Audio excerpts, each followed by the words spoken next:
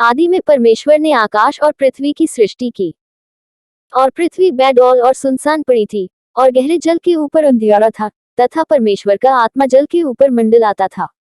तब परमेश्वर ने कहा, उजियाला हो, तो उजियाला हो गया। और परमेश्वर ने उजियाले को देखा कि अच्छा है, और परमेश्वर ने उजियाले को अंधियारे से अलग किया। और परमेश्वर ने उजियाले को दिन और अंधियारे को रात कहा। तथा सांझ हुई फिर भोर हुआ। इस प्रकार पहला दिन हो गया। फिर परमेश्वर ने कहा, जल के बीच एक ऐसा अंतर हो कि जल दो भाग हो जाए। तब परमेश्वर ने एक अंतर करके उसके नीचे के जल और उसके ऊपर के जल को अलग अलग किया, और वैसा ही हो गया। और परमेश्वर ने उस अंतर को आकाश कहा। तथा सांझ हुई फिर भोर हुआ। इस प्रकार दूसरा दिन हो गया। फिर परमेश्वर ने कहा, आकाश के नीचे का जल एक स्थान में इकट्ठा हो जाए और सूखी भूमि दिखाई दे, और वैसा ही हो गया। और परमेश्वर ने सूखी भूमि को पृथ्वी कहा, तथा जो जल इकट्ठा हुआ उसको उसने समुद्र कहा। और परमेश्वर ने देखा कि अच्छा है। फिर परमेश्वर ने कहा, पृथ्वी से हरी घास तथा बीज वाले छोटे छोटे पेड़ और फलदायी वृक्ष भी, जिनके बीज उन्हीं में एक एक की जाति के अनुसार होते हैं, पृथ्वी पर उगे, और वैसा ही हो गया। तो पृथ्वी से हरी घास और छोटे छोटे पेड़ जिनमें अपनी अपनी जाति के अनुसार बीज होता है, और फलदायी वृक्ष जिनके बीज एक एक की जाति के अनुसार उन्हीं में होते हैं, उगे। और परमेश्वर ने देखा कि अच्छा है। तथा सांझ हुई फिर भोर हुआ। इस प्रकार तीसरा दिन हो गया। फिर परमेश्वर ने कहा, दिन को रात से अलग करने के लिए आकाश के अंतर में ज्योतियां हों, और वे चिन्हों और नियत समयों और दिनों और वर्षों के कारण हों।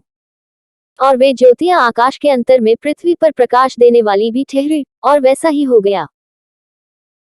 तब परमेश्वर ने दो बड़ी ज्योतियां बनाई, उनमें से बड़ी ज्योति को दिन पर प्रभुता करने के लिए, और छोटी ज्योति को रात पर प्रभुता करने के लिए बनाया, और तारागण को भी बनाया।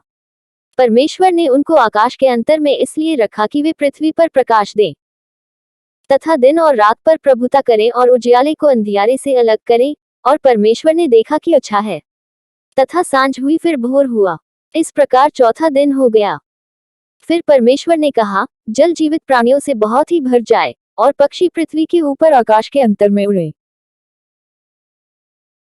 इसलिए परमेश्वर ने जाति जाति के बड़े बड़े जल जंतुओं की और उन सब जीवित प्राणियों की भी सृष्टि की जो चलते फिरते हैं, जिनसे जल बहुत ही भर गया, और एक एक जाति के उड़ने वाले पक्षियों की भी सृष्टि की। और परमेश्वर ने देखा कि अच्छा है। और परमेश्वर ने यह कह के उनको आशीष दी कि फूलो फलो और समुद्र के जल में भर जाओ, और पक्षी पृथ्वी पर बढ़े। तथा सांझ हुई फिर भोर हुआ। इस प्रकार पांचवा दिन हो गया। फिर परमेश्वर ने कहा, पृथ्वी से एक एक जाति के जीवित प्राणी, अर्थात घरेलू पशु और रेंगने वाले जंतु और पृथ्वी के वन पशु जाति जाति के अनुसार उत्पन्न हो, और वैसा ही हो गया। सो परमेश्वर ने पृथ्वी के जाति जाति के वन पशुओं को, और जाति जाति के घरेलू पशुओं को, और जाति जाति के भूमि पर सब रेंगने वाले जंतुओं को बनाया। और परमेश्वर ने देखा कि अच्छा है। फिर परमेश्वर ने कहा, हम मनुष्य को अपने स्वरूप के अनुसार अपनी समानता में बनाएं, और वे समुद्र की मछलियों और आकाश के पक्षियों और घरेलू पशुओं और सारी पृथ्वी पर और सब रेंगने वाले जंतुओं पर जो पृथ्वी पर रेंगते हैं अधिकार रखें। तब परमेश्वर ने मनुष्य को अपने स्वरूप के अनुसार उत्पन्न किया, अपने ही स्वरूप के अनुसार परमेश्वर ने उसको उत्पन्न किया, नर और नारी करके उसने मनुष्यों की सृष्टि की।